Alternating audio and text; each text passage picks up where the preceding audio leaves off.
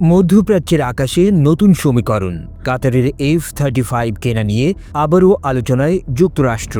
মধ্যপ্রাচ্যের আকাশে কি নতুন শক্তির ভারসাম্য তৈরি হতে যাচ্ছে?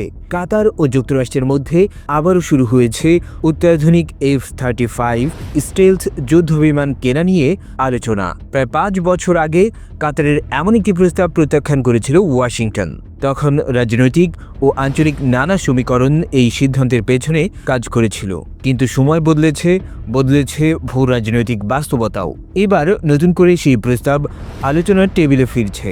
সূত্রগুলো বলছে, যুক্তরাষ্ট্র শুধু কাতার নয়, একই সঙ্গে মরক্কো, সৌদি আরব ও তুরস্কের কাছেও F-35 বিক্রির বিষয়টি বিবেচনা করছে।